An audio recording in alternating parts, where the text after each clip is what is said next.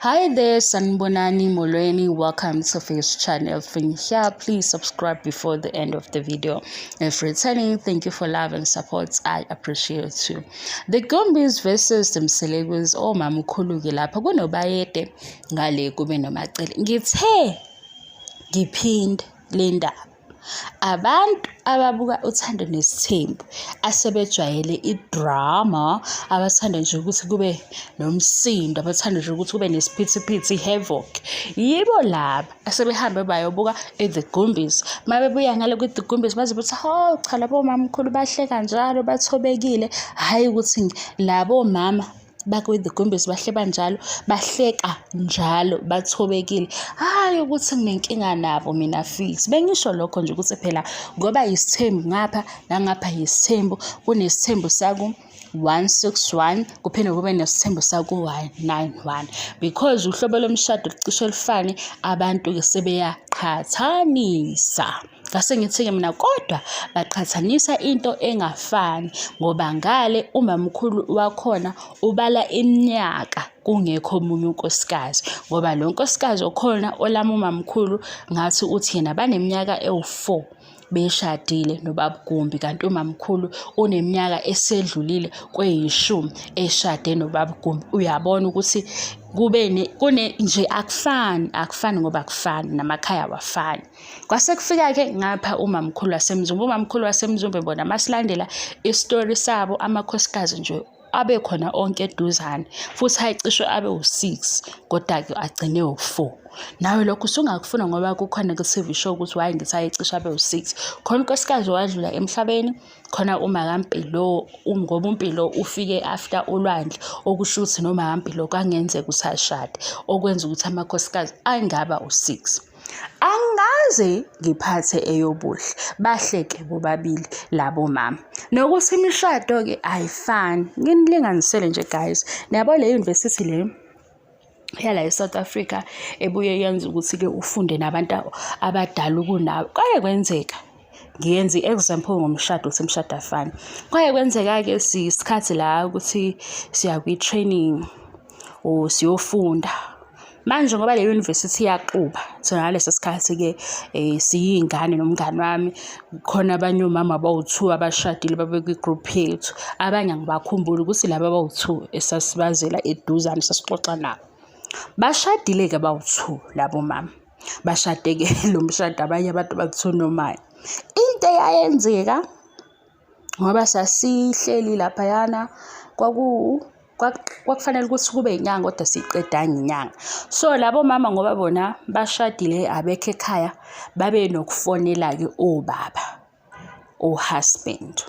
Into esasiyibuka ke ekseni, lona omunye wayefonela uhusband wakhe, uhusband ika report ukuthi kwenzakalani, echaza ukuthi hayi basale kanjani nezingane. Lona omunye uye wayefona, yabo kuba sasiyingane nje ezingekho right, sasisusa ukuthi hayibulana, it's not make sure ngalento le yakho TikTok, ngale language ya TikTok, kanti cha imishado ayifani. Lona omunye sasinento yokuthi hayibo mhlawumbe ubaba wakhona right ngoba engekho, ngoba ngiyaxolisa. Lo baba omunye wayengafoni, kwakufonelwa yena.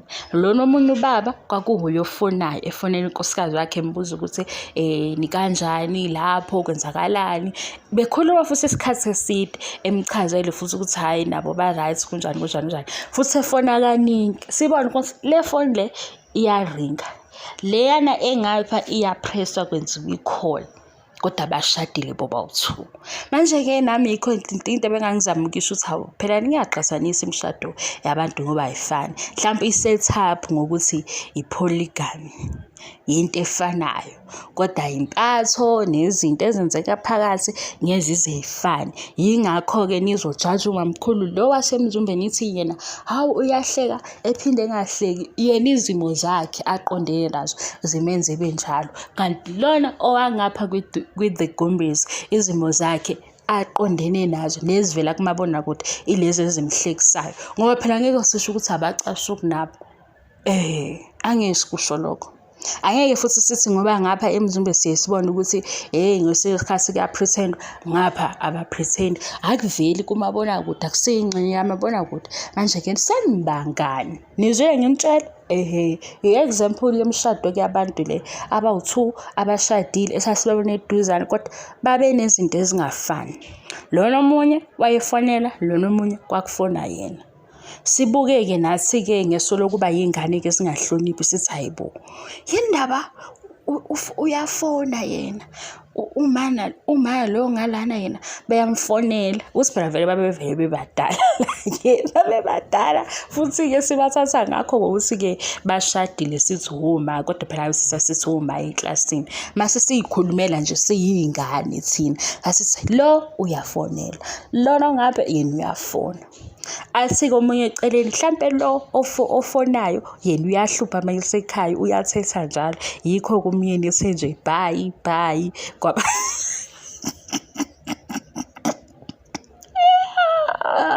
yo ngicela ukuthi kule channel ungenzi uzocasuka ngoba lana asixabene nokucasuka, siyahleka siyahleba kancane siphinde silethe motivation yosaziwayo obathandayo. Lezinye-ke eyi-serious Nkosi yami siyangena kuzona ukuthi ukuba serious angikufuni nje mina ukuba ne-stress angikufuni. Indaba ey-serious zona ayikhona siyayiletha ngaleso sikhathi. Niyabona ukuthi imishado ayifani. Khona owayefona laphaya senza ama-practicals efona bandla. Lona omunye ubaba wayefona ngoba yakhe ifoni sasibona ukuthi iyaringa yena uyayiphendula. Lona sasibona ukuthi titi uyofonayo. Sibuke ukuthi hawu akufani kodwa bobabili babefaka ama-ring omshado. Futhi asisho ukuthi ngoba lo owayefona njalo khona into enjani mhlawumbe wayengathandi ingoba sazi kodwa nje sasibona lokho esesekubona ngaleso sikhathi ukuthi hawu ekuseni nangu uma usephendula ifoni ubaba ufonile. Lona omunye nangu yena uyafona uyabuza ukuthi hayibo isimo senjani. Phinde futhi kube isikhathi sokuthi siyadla sekuyilunch iyaringa le phone ngoba phela shothi usemtshelile ubaba wakwakhe ukuthi ngesikhathi esithini siyadla. Amfonele abuza ukuthi hayibo ngila namhlanje banjani labo bantwana labo lezo izingane ezihluphayo ngoba basebesazi-ke. Lona uyabuza ukuthi hayibo abantwana kuzoba njani. Yena sasibona ukuthi lona ongapha yena noma ekude huyo manager ikhaya.